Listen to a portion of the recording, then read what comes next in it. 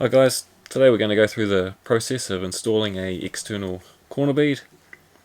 And the first thing I like to do is just to get my straight edge and just check everything's pretty good. Look out for any unevenness, and so we know where to sort of keep the bead straight. Also just check those edges of the plasterboard there, any lumps sticking out, you want to clean those all off just to make life easier. And what I like to do is just put the corner bead on, and I just like to tack it in a couple of places, just using those holes on the outside of the corner bead and just putting the sort of staple in the center of the hole, just so you can allow that movement if you need to straighten it. So just tack it in there just to hold it, and then I just put the straight edge on, and then I can just tap it over if need be, and then I can just put a staple in on an angle so the edges of the staple are right up against the edges of the corner bead so it can't move.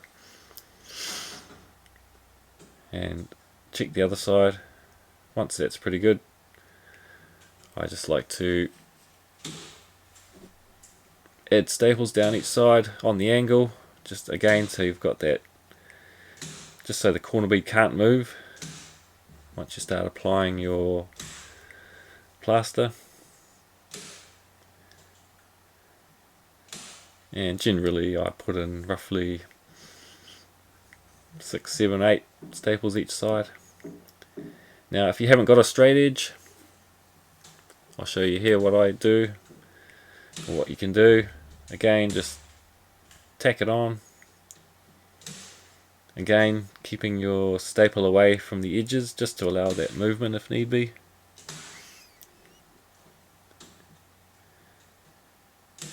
And then just at the top,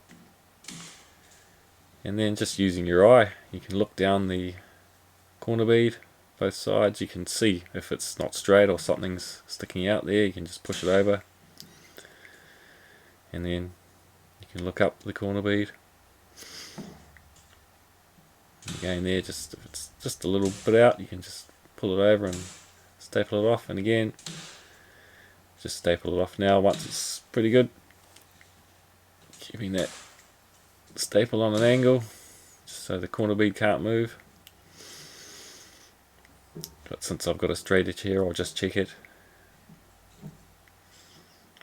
Generally with the new buildings it's all pretty straight.